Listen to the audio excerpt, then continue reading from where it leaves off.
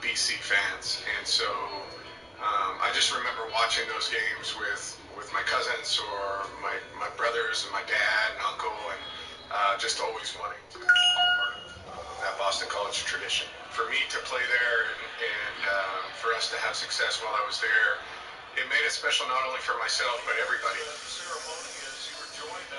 Probably the coolest moment for me was when my jersey got retired at Boston College. My uncle, in addition to my brother, was there to pull down the drape and unveil where I was at in the stadium. And for me, that was really cool to be able to look up and see them do that.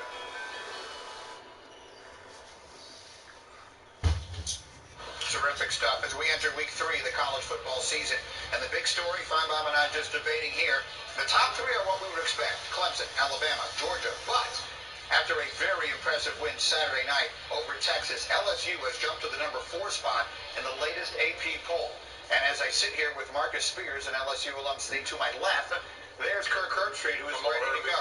Herbie, you did the game. There is a lot of hype around this, and I was just saying to Feinbaum a minute ago, LSU has leaped boldly into 2019 with this offense they're running and this quarterback that they have, and it is my opinion they're as good right now as Alabama, Georgia, or anybody else. You did the game. What do you think?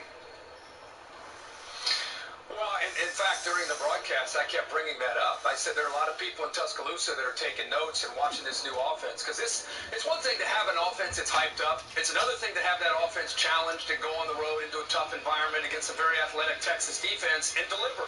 Joe Burrow is executing as well as any quarterback in the country. This offense, what doesn't get talked about is the group of wide receivers and tight ends that they have. Wait till they start running the football to be able to get more balance and playing better complementary football. Listen, Alabama and Nick Saban and Tua, it's not as if they're shaking in their boots ever against anybody. They do get LSU at home in Tuscaloosa. That's big. But I'm telling you guys, Marcus knows this has been a team that's won with guys like Marcus for years. Great defense, athletes. And they've won kind of almost besides the offensive approach. In the last 7 or 8 years, they've been incredibly conservative on that side of the football. And this year, that is no longer the case. And they have a quarterback that plays with a chip on his shoulder, with a linebacker mentality. This team is for real, and they are scary because of how they're approaching the game offensively.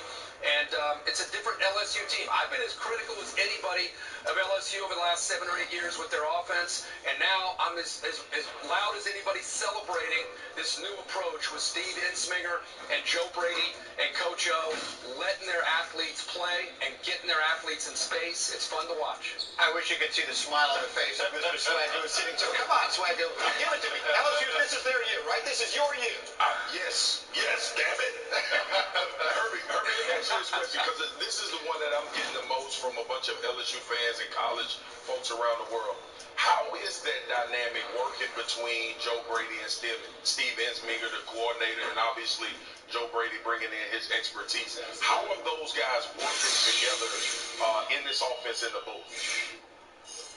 Man, that is a great question, because calling the game, you get access to talk with coaches and players, and you get very, very close to the program. And one of the things that I asked was, I don't want to disrespect Steve Ensminger, but Joe Brady has brought this new system in, and he's the passing game coordinator, and Ensminger is the offensive coordinator, and they were incredibly crystal clear. Steve doesn't have an ego. He's cool with it. He's calling the plays.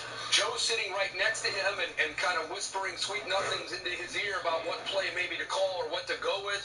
But at the end of the day, still got to respect that Steve is willing to bring this young superstar. This guy's going to be a future head coach in a matter of years. Willing to bring him in and not have an ego to say, oh, no, we're doing it my way. I really admire the way they're working together upstairs during a game. It's been exceptional first couple weeks in. One more quickly for you, Herbie, because Feinbaum and I argued about this as well. I watched Ohio State against Cincinnati this past weekend. I was just blown away by how good they are. And there's Michigan in double overtime against Army. No disrespect to that program, but Michigan just hasn't looked as good through 2 weeks as we thought they would. I'm ready to just put Ohio State in the playoff right now. Are you on my side or Paul's side? I would say I agree with Paul that it's early. But I would also say that Michigan is this team that was hyped up beyond belief. They were the team in Chicago at the Big Ten kickoff luncheon, team to beat.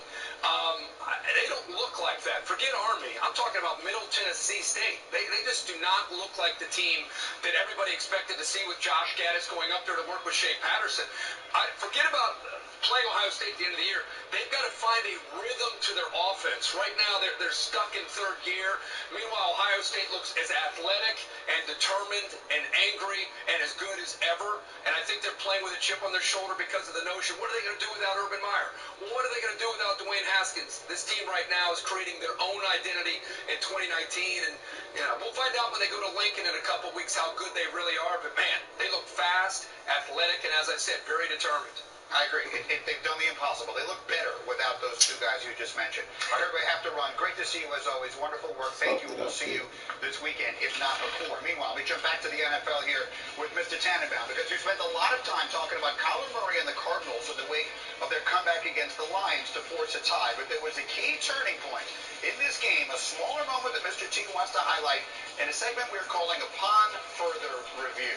Yeah, Greeny, as we know, 30% of the games in the NFL end 3 points or less. So every call, every timeout is critical. And if we go to the end of the game here in the Detroit-Arizona game, there was a critical mistake that really ended with the tie where Detroit should have won. So let's start here.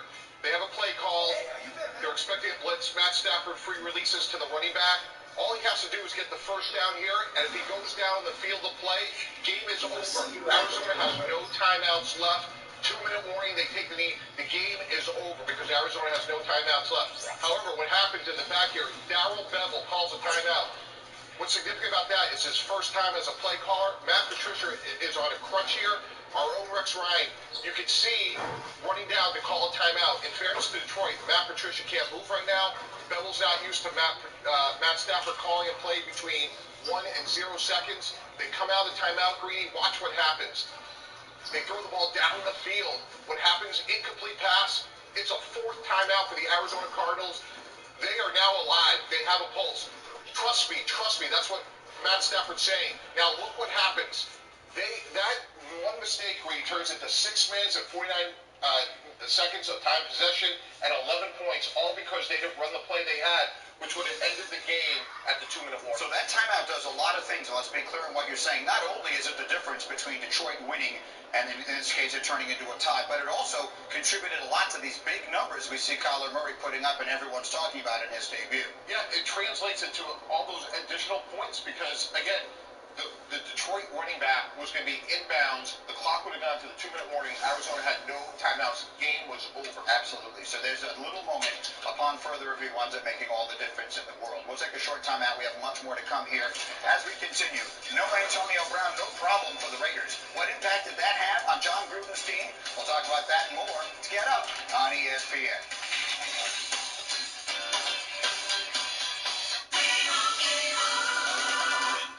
And now, for their service to the community, we present Limu Imu and Doug with this key to the city. Yeah, it's a pick from one of the trades. Makes the safety from Washington State, too, going to be a good football Absolutely. So some of the young players played well. Card played great, and they get the win. That's a great player. win. If he keeps throwing like that, he'll be able to pay off the contractor for that house next to Gruden. Him and Gruden are building a house next to each other in Vegas. All right, Saints needed an epic final drive. No, it's good that we know that. And a final drive to pull out their Monday night win against the Texans. Drew Brees was up to the task. Took his team 35 yards in 35 seconds to set up a Will Lutz 58-yard game-winning field goal. Made it look easy. Nick, how impressive was Brees on that game-winning drive? Veteran savvy, perfect. I mean, he needed to go 35 yards in 36 seconds, and he did exactly that. You have to be able to press the slots. If you watch him and Romeo Crennel, the defensive coordinator, man, as long as he's been coaching, he's pressed outside, but if you don't press the slots, and with them having a timeout left, they're just going to dink and dunk three completions down the field, game winner. They should have been more aggressive in their defensive calls those last 3 plays. And real quick, when we think of the Saints season ending, we think of the bad call, but it was a near 60-yard field goal by the kicker for the Rams that sent the Rams to the Super Bowl. If you remember it, the gutsy call in overtime, Yeah. Will Lutz hit a 58-yarder to win the game last night. Meaning kickers in 2019, 50 is nothing, and 55 has become a relatively commonplace. Greg Zerline, thank you. Couldn't On to the Cowboys now. The team reportedly working to complete a deal with Dak Prescott, quote, sooner rather than later. A 400-yard 300-yard passing game with 4 touchdowns and a perfect passer rating this past weekend will certainly give Dak some leverage.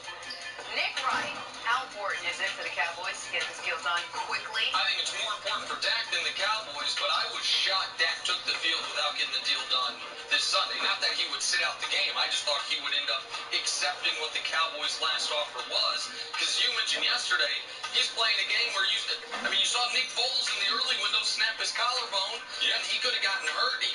So I think it will get done. Patty Mahomes got Nick, Deshaun got Nick last night. Absolutely. You're not beyond getting injured. And so it would be even more surprising to me if he takes the field week 2 without the deal getting done, but I thought it would have been done Saturday. I think it's just the minor details, the guarantees and everything. I think he's in the driver's seat now. That team's in camp. They dished out 3 new contracts. He's sitting around. He's going to get paid, but the details are very, very important as far as the guarantees. And let's not forget, he's never been compensated at a high level. No, and a great way to start the season for Dak Prescott. All right, on to the Browns and Baker Mayfield. A season opener to forget on Sunday. That after getting beat up on both sides of the ball by the Titans.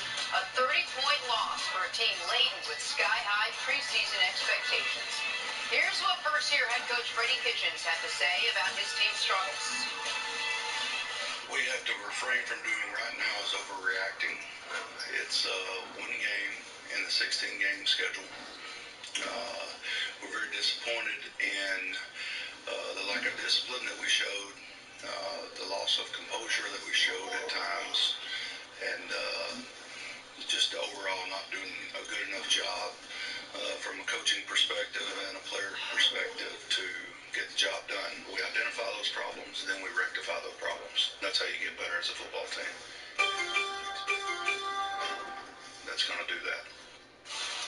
I feel like that's a message Freddie Kitchens needed to tell his locker room after the game, after what we heard from some of the players. But see, is Freddie Kitchens right that the Browns shouldn't overreact to just one loss? You shouldn't overreact to any loss.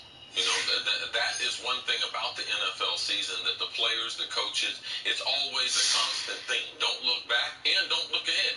There's enough work to be done right now. And it just starts with a good work week. Just start day by day. This team does not know how to win.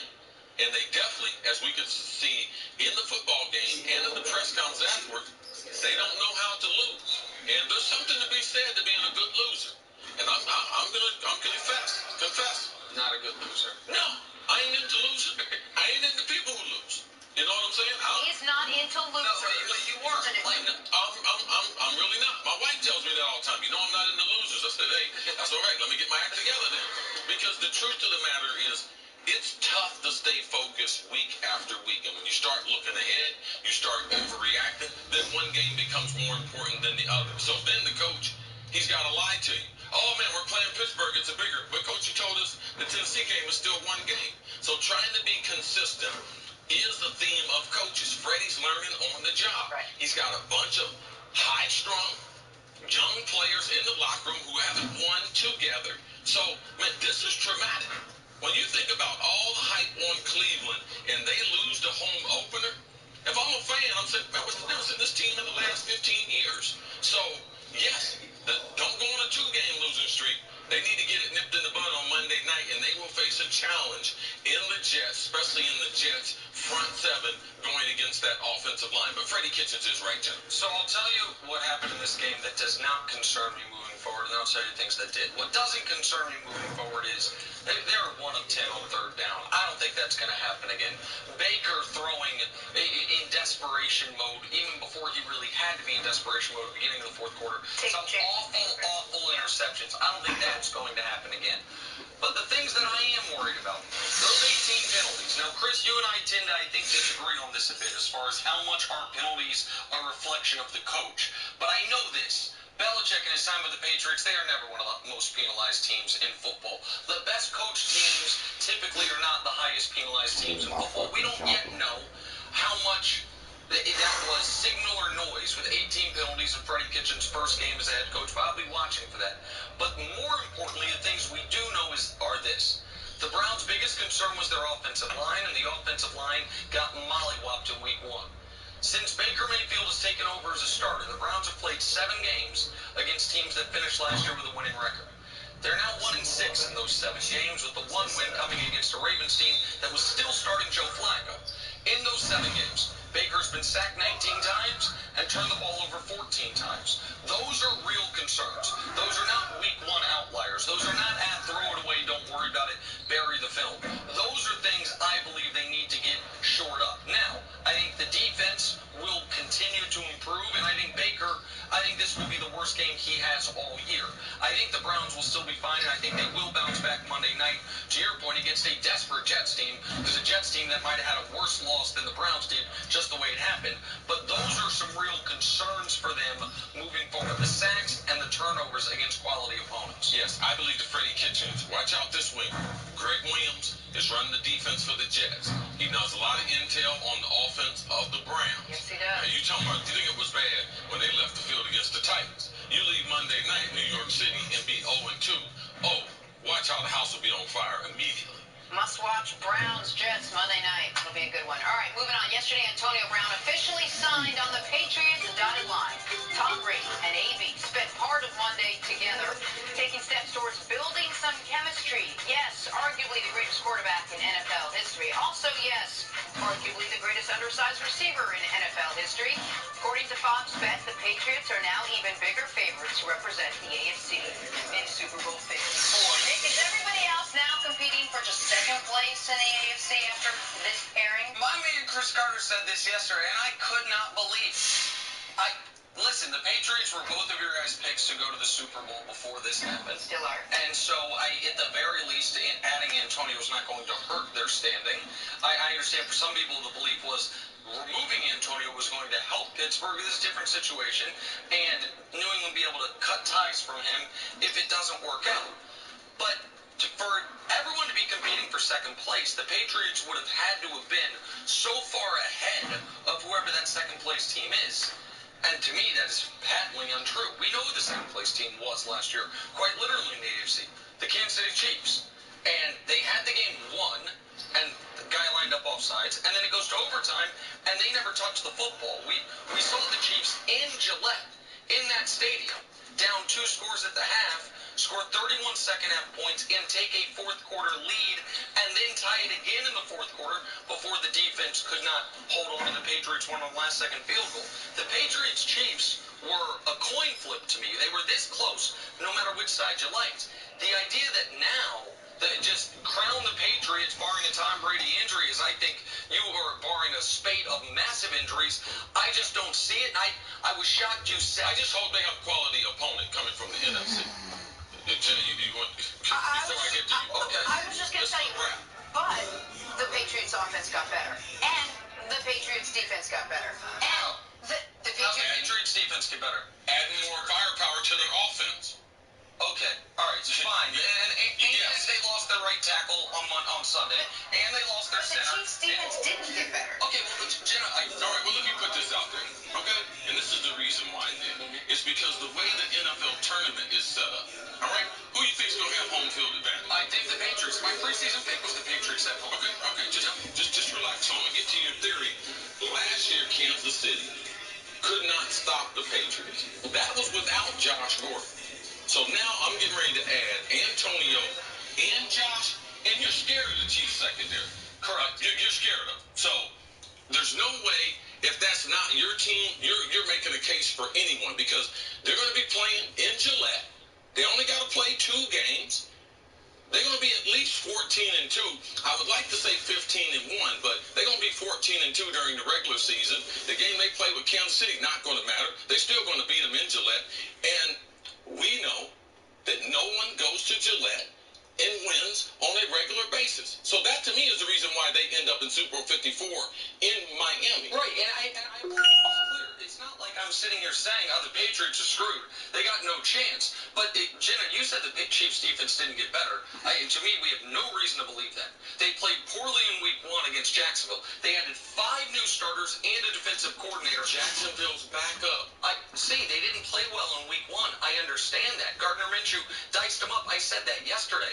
But you would be the first person to say the team you are in Week 1 with 5 new starters and a new coordinator is not the team you're going to be in Week 17. Yeah, Yeah, but if you're not that talented, you're not going to get that much better. Right, but so here's the thing. I actually think the Chiefs defense in the front does have talent.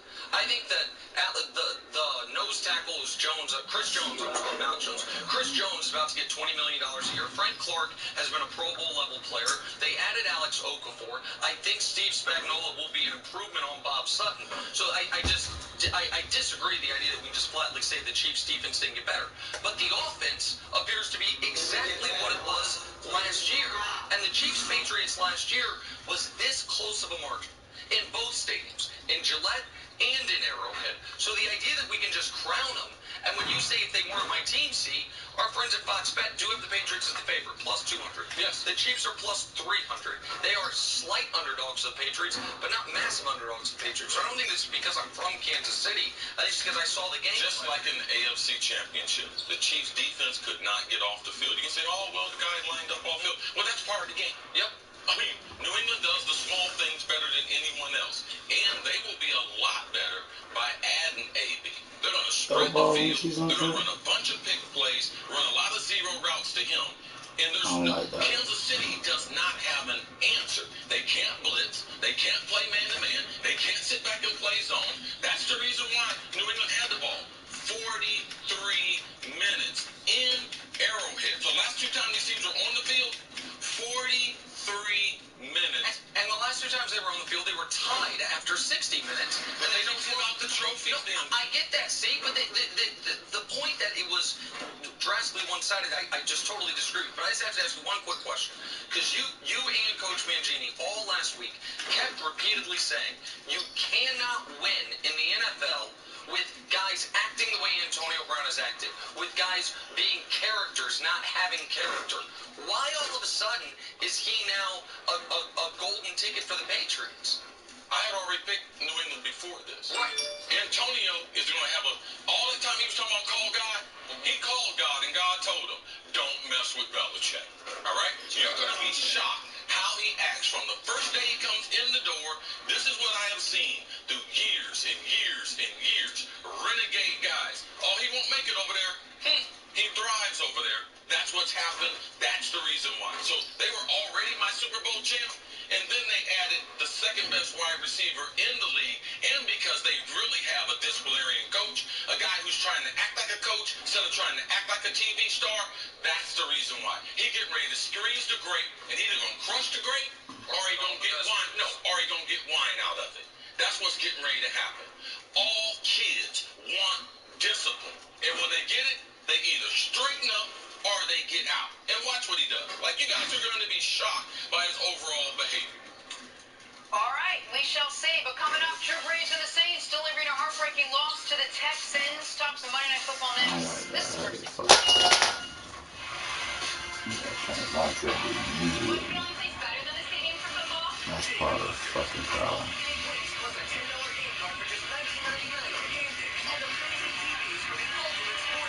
Watch the game and play the game. Only at Dave & Buster's. That rhythm you feel is everywhere. It's in our music. It's in our feet. Our rhythm never stops. Only the beer that keeps up with it. Michelob Ultra, superior light beer that goes with our rhythm. At Safe Light Auto Glass, we really pride ourselves in making it easy for you to get your windshield fixed. With Safe Light, you can see exactly when we'll be there, saving you time for what you love most.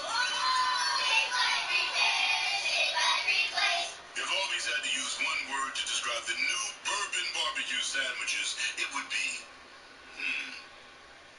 okay, savory, smoky, sweet. What the fuck am I looking at? A fucking commercial.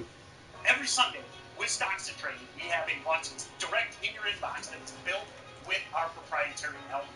This gives you the ability to drill down rapidly and find those opportunities. Because we're all short on time.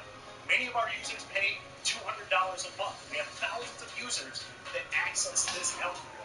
With this free watch list, you get the power of that dropped in your inbox every Sunday free to you. So be sure to click and get the watch list delivered straight to you each week. Guy when with with respect. He's kind of a do-nothing guy. He was going to be the speed guy on the team. They had no tight end. They were figuring out who their number one receiver was going to be. Now it's like, oh, you've got a blue chipper in Amari. You've got a speed guy in mind.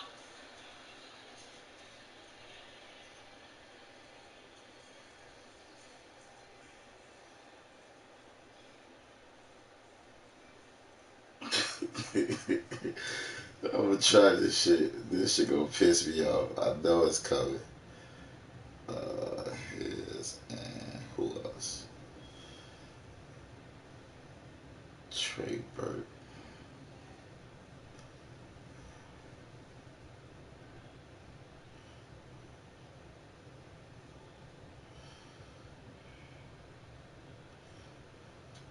What the fuck? Oh, Burke. I'm tripping. His jumper. That's not his fucking jumper.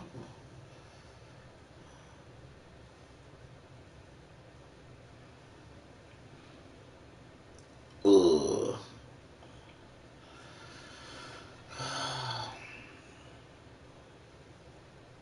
Why he traveling before they shoot? I don't like that. I mean, if a nigga paying attention, he'll know my fucking jumper with no pressure. Won't get me.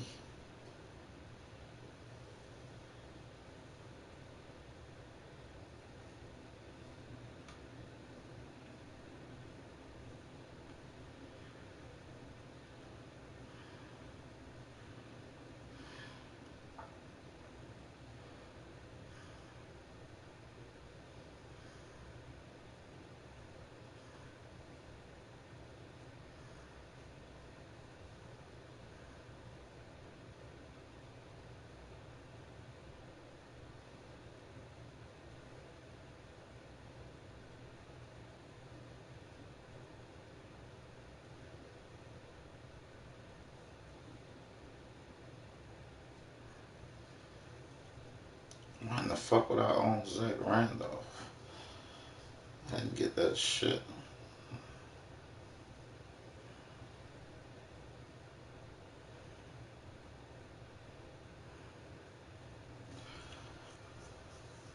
Honestly, I think I like Dave Robinson.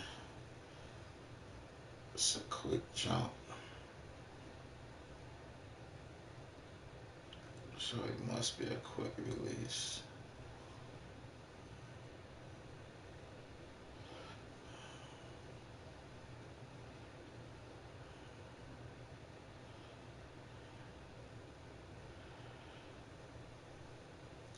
I like waiters, I just think it's too fucking slow.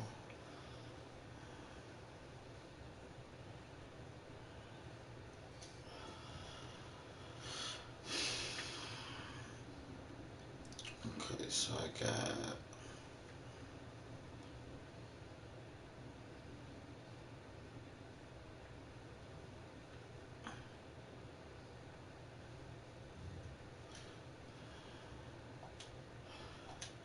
hold on. They ain't all I'm buying. Hold the fuck up.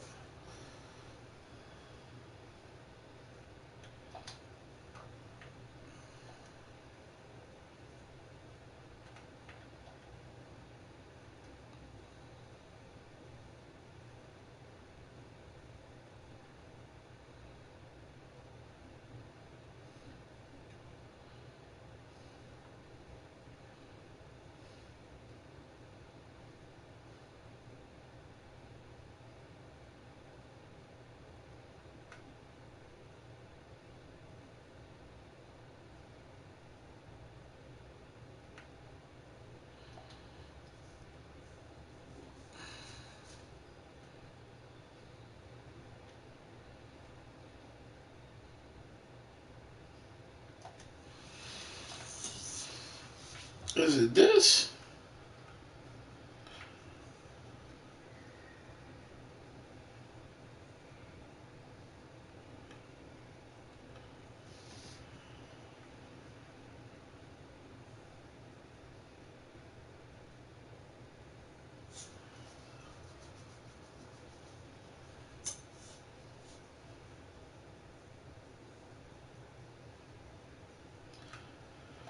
The fuck is it?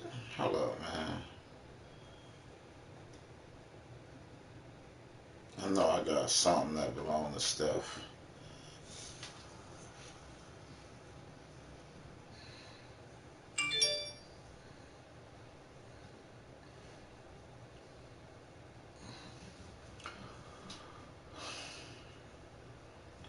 Okay, so it won't be moving crossovers.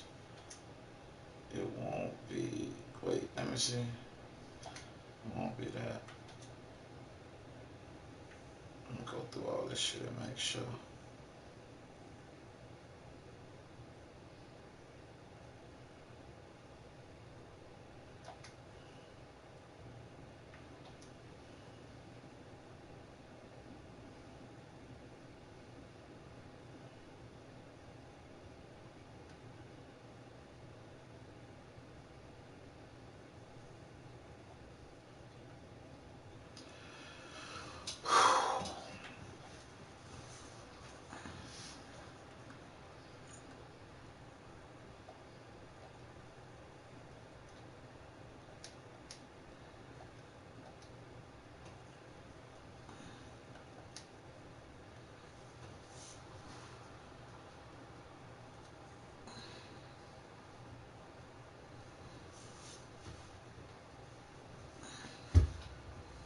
They've run out of former players.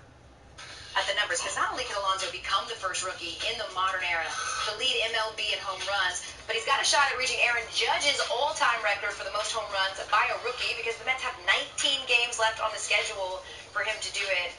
And, well, he leaves the yard quite a bit. Still ahead on Get Up. Drew Brees' masterclass on the 37-second drive that tipped victory. Our quarterback, Dan Orlovsky's got the inside story on how Brees got his team down the field so efficiently. Plus, is Christian McCaffrey better than Saquon? What? Did Jay Gruden lose his team by sitting out AP? All of those will be answered coming up.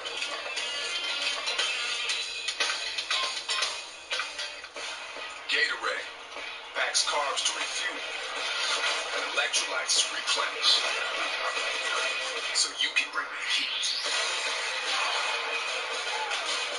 Nothing beats Gatorade. That is amazing. You want to see something amazing? Go to Hilton instead of a travel site and you'll experience a whole new range of emotions. Like the relaxing feeling of knowing you're getting the best price. Piece of work. The utter delight of free Wi-Fi. Oh man, this is the best part. Is that you? Yeah. And the magic power of unlocking your room with your phone. I can read minds too. Really? Book at Hilton.com. If you find a lower rate, we match it and give you 25% off that stay. Expect better. Expect Hilton.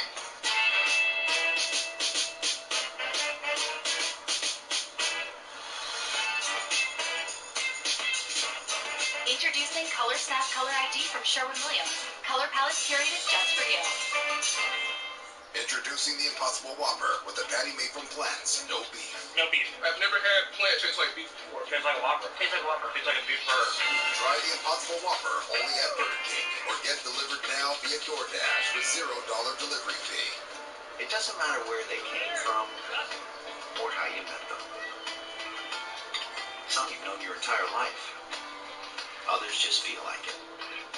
They come in small groups or by the thousands. But we call them all family.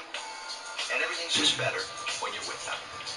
No matter how you family, it's better in the first ever Hyundai Palisade with available class exclusive Line B money. At Simple Mobile, you get the no contract advantage. Unlimited talk, text, and data now for $20 a month with no activation fees and no contract ever. All on a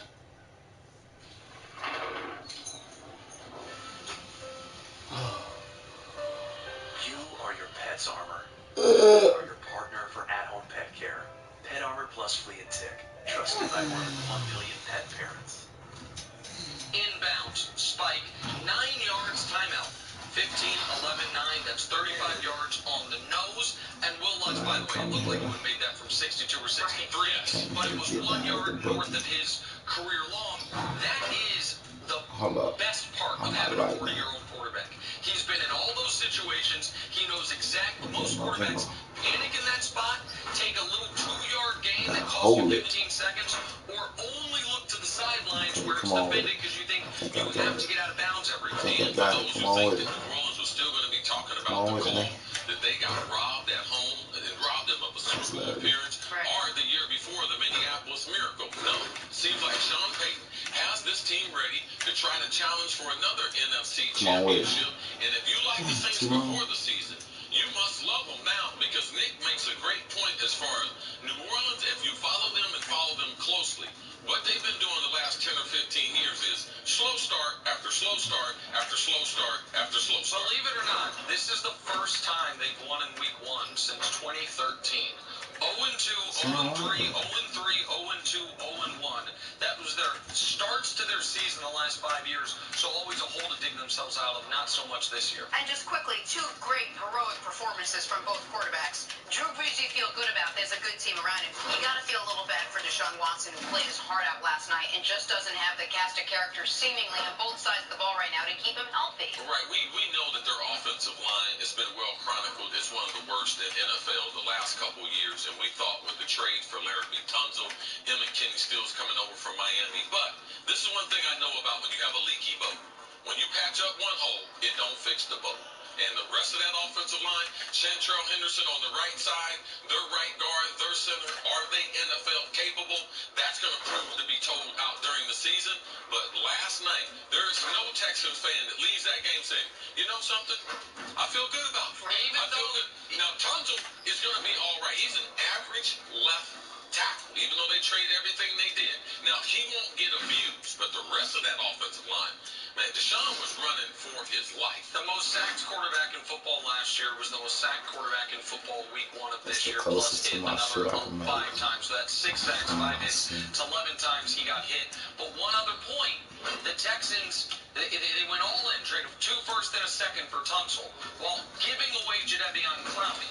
They have a lead with 37 seconds left. This was the 5th time in 25 career Deshaun Watson starts he has scored a touchdown to take the lead in the 4th quarter, only to have his team lose it. 5 out of 25 games. For some context, that has happened to Tom Brady 4 times in his 310-game career. About 1.3% of the time, Tom Brady leads a 4th quarter comeback, throws the game-winning touchdown pass, only to have his team lose it at the end. It has happened to Deshaun 20% of the time already in his career. They could have used Clowney last night. Watt, his first career game, no quarterback hits, no sacks, no tackles. The defense gave it up at the end, and it's a brutal loss for the Texans, which would have been one of the best wins of the Bill O'Brien era, going to New Orleans to get that win. And they'll move on and face the Jaguars now in week 2. All right, to the late game now. Last night, if I could do the voice, I would, but you have to imagine John Gruden gave us a little Antonio who last night. Raiders taking the win against Denver without AB. 24-16 your final. Derek Carr, great night for him. 22 of 26, 259 yards. Wasn't sacked once after going down 51 times last year. Rookie Josh Jacobs added 113 yards of total offense and 2 touchdowns. After the game, John Gruden was asked about what could have been with AB.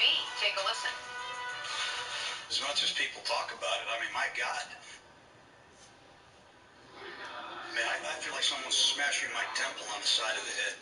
Get over it, man. It's over. You know, we were good the preseason without him. You know, we're going to be fine without him. We were pushing the best. But, you know, we gave it a shot. And now New England gets their turn. Good luck to them. But I just can't, I can't deal with it anymore. I'm really sorry. So not joking with the king. Bounce back from all this Antonio Brown saga? Gruden acts like he's playing in a fantasy football league with us, and we traded him AB. Like it's all you guys' fault. You guys traded him. No, the Pittsburgh Steelers were shopping him for pennies on the dollar. You called Pittsburgh. Pittsburgh turned down the #1 pick for the Patriots because they said we are not going to trade him to someone that is the opposition. Well, Oakland's in the AFC. That's how much confidence Pittsburgh had. You know something? We'll trade him to Oakland. That'll get him back. Because it wasn't the draft picks, a 3rd and a 5. Come on, baby, Man, prime a bunch of mode. people would have taken him for a 3rd and a 5. But I'm going to avoid New England. When I'm gonna start starting, man. It's going 23 points a game, man. When New England, they would have been I'm a real smart nigga. to trade him for the #1 Pittsburgh and go ahead and at least get some compensation. But John Gruden, to me, he's got to be able to make up his mind. Because he's tried to have this I know better. I know players that have played for Gruden, and I know Gruden typically, his word is not typically, well, until he says what he's going to say the next time. So you can't take him at his word for what he's going to say. Players for a long time, they don't trust him. In this whole AB saga, he brought this home. Him and his own self-appointed general manager and Mike Mayock. Mike Mayock through this whole thing, he gained some respect from me. He had some respect before this started, but he gained some respect because he's the only one in the building who stood up to AB. The captains didn't stand up to him, and John Gruden, he's got to make up his mind. Do you want to be a football coach in the NFL, which provides discipline for the team, or do you want to be a TV star? I know you were a TV star at another network. I covered you. You did a great job. Now, you need to make up your mind because right now, you're failing at one. Are you trying to rehearse for your next gig? Well, and so how can Gruden fix it? Well, winning in the NFL cures just about everything, and losing ruins just about everything. So, listen, next week they get Kansas City. Kansas City went from KC to Jacksonville. Now they'll go back to KC. Now the other coast to Oakland. You upset Kansas City, they'll have no Tyreek Hill. Patty Mahomes maybe a little banged up. People start looking at this team differently. And Derek Carr differently, and the organization and the optimism going to Vegas will look at all that differently. Gruden has done what I would consider close to irreparable damage in this regard. He has presented himself as one thing, and his actions has proven out that he is something entirely different. He can say, I think it's awesome that Antonio Brown released that audio. John Gruden, I would not I ain't gonna let that bitch fly. That was a lie. I got my jumping. The world that after he threatens the man you got to leave Well, that a is my TV man. job, I'm Mike tripping. Mayock, to come join you in Oakland, that your response is saying, man, you're so misunderstood. I just want you to play football. That Can boy you a cut out sinner. all this nonsense? You know, work for someone and say don't bust you in your Niggas never sent him. What him? If someone threatened to fight me and then Chris was on the phone with him being like, man, I love you. I just get back to work. Yeah. I had a couple people try to threaten you. I know, and you've had my back. I don't know how Gruden. We gotta go much more on this podcast right now. My goodness. They out here calling me Superfly.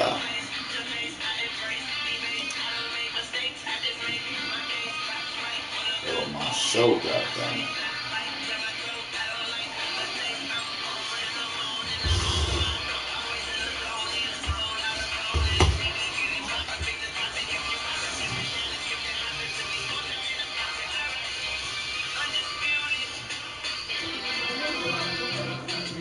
Welcome to I'm Rob L.A. Anthony Taft here with Skip Bayless, Shannon Sharp. Oh, Good no, but on my morning. watch. I'm Jake. You tripping. He's dressed like he's on his way to his own funeral. He Yeah. probably is. Puckers. My team didn't look good last week. We didn't look good.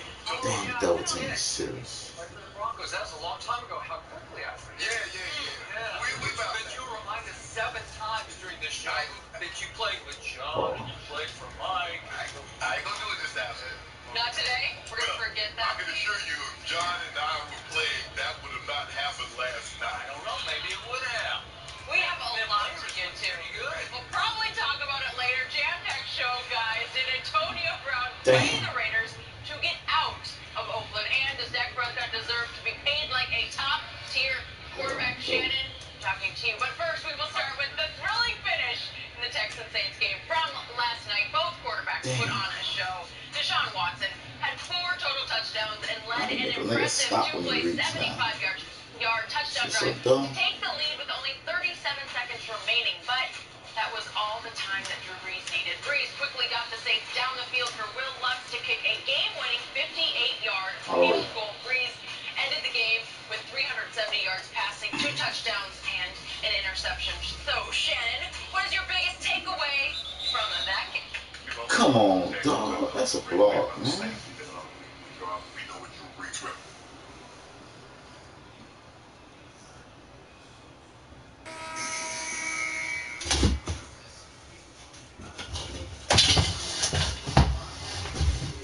It's a fucking block. The fuck? I ain't got time to play. Want to be. They got to protect Deshaun Watson. Skip, he got sacked again 6 times last night. Another 11 hits. Now, he was the only quarterback that got sacked more than 60 times last season. And supposedly, allegedly, they was trying to secure the offensive line. They go out and trade a first-round pick in the 2020 draft for Larry Tunsil, and they made some acquisitions. But, Skip, this is not good enough. He's unbelievable. He made some throws last night under duress, Skip. Yeah. He's a special talent. But I'm afraid his career is not going to be as long and as productive as it should be, because you can only get, a quarterback, they said running back only has so many hits in his body. Trust me, a quarterback is only going to be able to go to the ground so many times with a 280 and 300-pound man falling on top of him. Skip, they got to do a better job. I mean, he had the weapons that he has, DeAndre Hopkins, Will Fuller, now Kenny Stills made a big-time catch to put him, give him the lead late in the ball game. But he just took far too many hits. And when you're playing a team like New Orleans, especially in that building, that's a different building to play in than most venues on the road. You had an opportunity, and you're going up and down the field. Skip, they found the rhythm, they're going up and down the field, and he makes the one mistake, and it gives New Orleans a sense of a new sense of urgency, a life, and they catch fire, and they couldn't stop him. They did a great job of holding him to a field goal, but 43 seconds with Drew Brees is an awful lot of time, especially when he has one timeout. With the weapons that he has, I ain't gonna let it fly. The devil is a lie. He was nicked a lot last year, Skip, and he missed a lot of the I ain't gonna let that But bitch he's fly. the guy that can take the top off the coverage and let Michael Thomas, who catches everything, work everything shallow in the middle of the field. But the Houston Texans, Skip, they got the best quarterback because there's no Andrew Luck now. And now look what he's going to face. He's going to face a backup in Minshew in Jacksonville. He got Jacoby Brissett in Indy, and he got Marcus Mariota at the Titans. They should win this division, but their quarterbacks takes far too much punishment for this to be for them to go where they need to go long term. I thought they played well. One more thing, Skip. The Texans didn't re-sign Jadeveon Clowney because I believe they're going to have to offer Deshaun Watson in excess of $150 million in a contract extension, and it's probably going to start next year. But I know a guy that did miss Jadeveon Clowney, and that was J.J. Watt. The first time that he's played a ball game without a tackle or hit. Wait, did he play last night? It's interesting. You've loved him before, and I've said there was a time 2-3 years ago you thought he was the best player in the NFL. And he was. And he wasn't. He was. Because you just don't see him enough. It's kind of the Aaron Donald. But here's the thing, it's like, and he was out there. No, he was 0, 0, 0, 0, 0. All zeros. But you know what happens, though, Skip? You start having back surgery, you start having knee surgeries.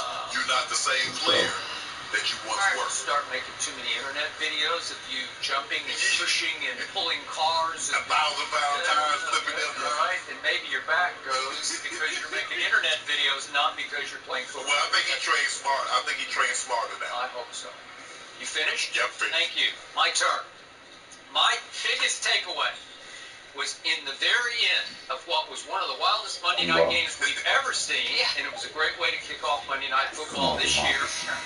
Drew Brees and then Will Lutz saved the National Football League from yet another refereeing nightmare in New Orleans, because it had nightmare written all over it, because the NFL, Albert Ron, after the game, acknowledged that at the end of the first half, the refs cost New Orleans 15 crucial seconds. They just misplayed the clock, mishandled. What is it about New Orleans? I don't know. Right. Something. And that forced Will Lutz to try a field goal from 56 yards that he missed. Obviously, if you give Drew Brees, we saw what he did at the end of the game. If you give him 15 more seconds, I don't know, maybe he scores a touchdown. I don't know what could happen, or maybe it's a chip shot field goal that Will Lutz. You would certainly think that. And then at the very end of the game, after, to your point, Deshaun Watson made two of the clutchest throws you will ever see. And that was 38 yards to DeAndre Hopkins, and I don't even think he pulled it off against double coverage. You want to talk about a rail shot? It was just such a great throw, improbably against all odds, and it was a great catch by that guy. He is phenomenal. And then, as you point out, the 37-yarder to Kenny Stills that they just acquired, and Deshaun took a shot. They were blitzing. He took a blindside blitz from Von Bell right in the back and got rid of that ball. But those are two of the best clutch throws, like bang, bang, to just go the length of the field. It took my breath away, and I'm a big Deshaun fan, as you know, so I'm rooting for him. And then what happens right on schedule? Fairbairn, the kicker, misses the extra point.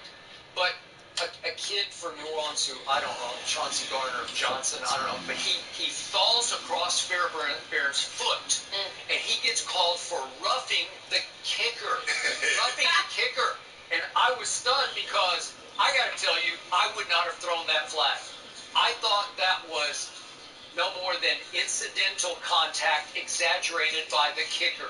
And it was excusable incidental contact that should not have been flagged because it's going to change. It's going to win or lose the game at that point. The cowboy looked like the kicker. The kicker looked like a cowboy in a western. Look at him fall on the ground like, oh, they got me. Oh, I thought we were doing So did I. You're a real cowboy in a western. He goes down hard, though. I'm not throwing that flag, and I think a whole lot of Saints fans, many of whom came in referees' jerseys, just to protest what happened last year, they probably thought the same thing that I was thinking, like, why did you throw that?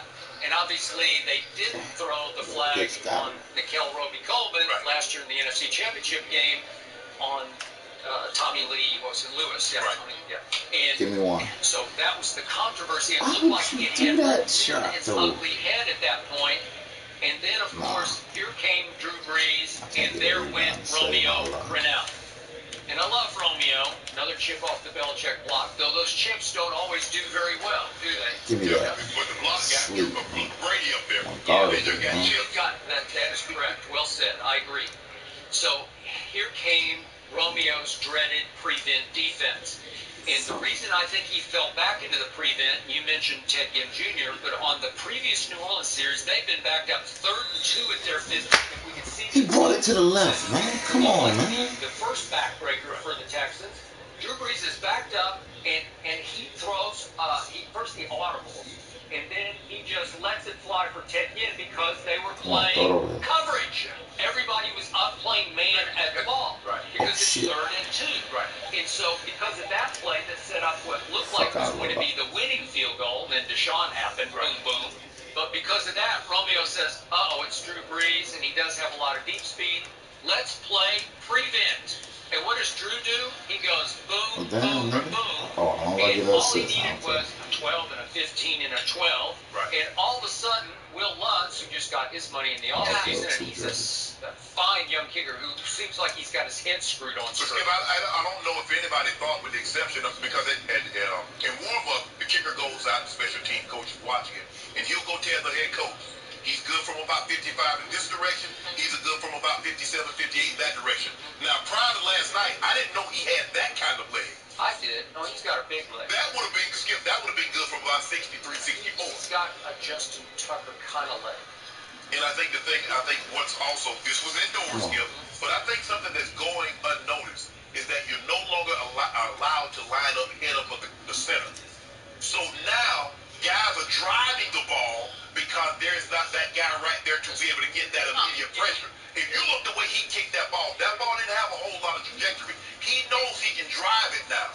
But Drew, with Skip, I don't really know because we're looking at it like, very early. Saying, I went with pressure, and you see what he got me. They go down the field in about a minute and a half. He's got 3 deep safeties like 40 yards off the ball. Right. It's like the old Aaron Rodgers play against Dallas in the 2016 playoff game, where my guy's just playing prevent, and it's 3rd and forever, and he throws it to Jared Cook on that deep cross. Yeah, but Skip, if I'm Romeo, I'm going to play the odds. Do I trust Drew Brees or do I trust their field goal kicker from this distance? You know if you let Drew Brees, you give him man coverage. He's going to find a guy, and he's going to get the ball down there, and he's probably going to get a touchdown, or it's going to be a chip shot field goal. To say that the guy's going to have to open Monday, he's going to have to keep 58 yards in a walk-off to beat me. Give me mine. No, I got it. But this is the difference between playing to win at New Orleans against Drew Brees or playing not to lose. And Romeo played not to lose. He's sort of playing the percentages. Like maybe Drew will miss one of the passes, and maybe he can't make it. Maybe he can make it from 54, but he can't make it. And by the way, to your credit, that ball on that flow. He did miss from 56 at the half, so maybe you think 58. I gotta give when me he's one. pumped up, end of game, crowd is going to carry the football through the uprights. But there's pressure also because there is no. Okay, if I miss this, there's 2 minutes left. We could possibly get the ball back. This is it. Once that ball hits his foot, it's over. Time is going to expire, and you either winning or you losing the game. Yep. That's a lot of pressure. Now, we've seen kickers, like you saw. You just saw the Texans kicker just missed the PAT. They've been running to it. We got a tie ball game. Now Drew Brees gets to take his time and go down the field, and a field goal wins the game in a tie situation. But now they needed a field goal to win the game. Skip, I get what Romeo was trying to do. I did not believe this kicker I didn't know he had this kind of leg, but I played it just like this. I'm saying, look, don't give him out any, because I'm thinking, Skip, they're going to try to, the reason why I'm saying, don't let them get out of bounds. They got one timeout, but it's only 6 seconds. So I'm like, if you want to throw the ball in the middle of the field, have at it, Drew. But if you're going to play off, you can't play 10 yards because he's just going to turn around and run a stop route. There has to be some middle ground where you play some defense that gives you credible coverage at 15 yards. Because if he's going to get you 3 straight 15-yarders, you're going to get into the danger zone. It was the last one. I don't know why the slot guy, he was playing that far off. Because all they need, he's like, okay, let me just get under 60. Yep. Play 4 yards. Split the difference. Don't play your number. Okay. But it's hindsight, Skip. It's second guess. Back to your first point. Again, I'm a huge Deshaun fan, and I tweeted twice at the end of the game. First I said, Deshaun deserves to win this game, and then as soon as the field goal went through, I tweeted it in past tense. Deshaun deserved to win this game. And that tweet on the internet, it just exploded, which shocked me, because I think there are a lot of people out there who are with us on this, that as much as you respect Drew Brees and as much as you want the Saints to get something right from the referees, to get the right side of a referee. They want restitution. Yeah, they do. But in the end, there's no tougher quarterback in the National Football League, mentally or physically, than Deshaun Watson. And he's starting to turn into, right before your very eyes, a hard luck loser, because it seems like he just battles his butt off every game. And he had a better QBR than Drew Brees. He was 90 to 74, which is highly impressive. So he can't play much better than he played. No. And he walks off a loser. And it was hard for me to watch him on the sideline. He was looking away from the Lutz field goal, like just wait, just listen for the crowd to react. Because they'll tell you you're going to happen. And I'm sure it just tore his heart out that he played so hard. And to your point, 60 plus sacks last. I'm sorry, 62 last year, 6 last night, and 11 quarterback hits last night. And yet he inflicts some of it on himself, because on 4th and 1 from the 21, 4th and 1 from the 21, he just takes off and just hurtles into the end zone and flips on his back, and he was going to the tent, and I'm sure he's got deep bruises all through the lower back. I think the biggest misconception is that he's so mobile. How does he get sacked? But the mobile quarterbacks are some of the most sacked quarterbacks, because while they're running themselves out of harm's way on the backside, they run themselves into trouble on the front side. You look at Randall Cunningham, Michael Vick, Cam Newton. Some of the more mobile quarterbacks get sacked the most. When Deshaun gets to the Brady moment, which is 1, 2, 3, throw, like you got to get rid of it. Deshaun is looking to make the play, and so he's looking to escape the rush. And sometimes, to your point, then you duck up under and you get sacked anyway, or you get rocked from the blind side. And Deshaun is not a pure pocket passer who's just going to throw on time, like bing, bing, bing, like Brady. Brady's never going to do that. The ball's going to be gone, and if there's nobody open, it's going into the ground or into the stands. Exactly. Yes. Okay? So I love watching Deshaun, but I feel for him, and I'm with you, because I don't know how long his career is going to last at this rate. Because he self-inflicted that shot on the tumble in the end zone. And I think he paid for that the whole game, but he might pay for it the whole year. And in the end, I feel for it, because I'm not the biggest Bill O'Brien fan.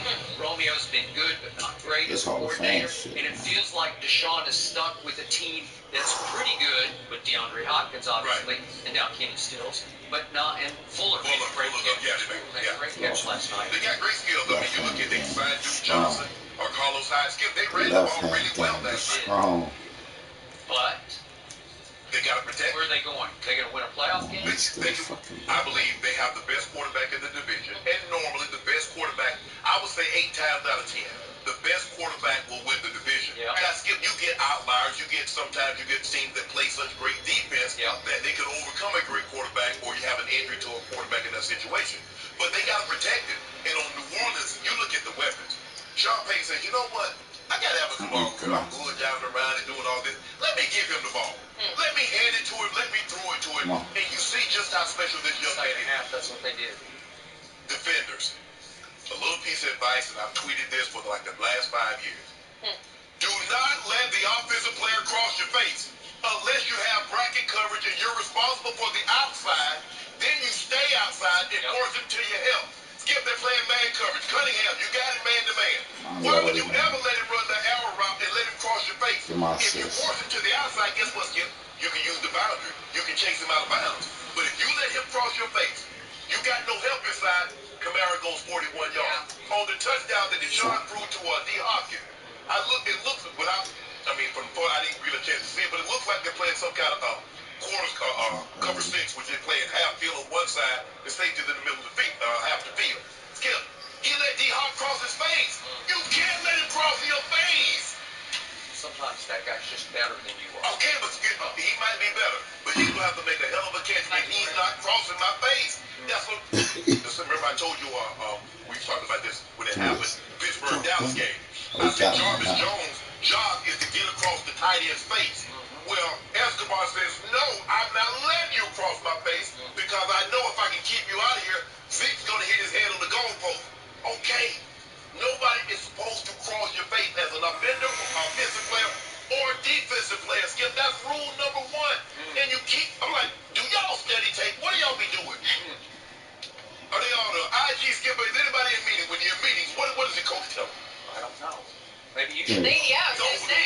They need to read your See tweets. I see Cools. I know, I got that kind of patience. Just tweet, you don't coach. No. Give me one. Anyone respond to that message? Like, yeah. Yeah, Get some good responses. a lot of times it's people that never played the game. I think sometimes they just agree with me, Skip. But the Saints are loaded offensively, Skip. Because they can run it with Murray, gives them a change of pace. He's the Ingram guy. Now, how healthy can he stay? Because that seems to be Latavius Murray's history.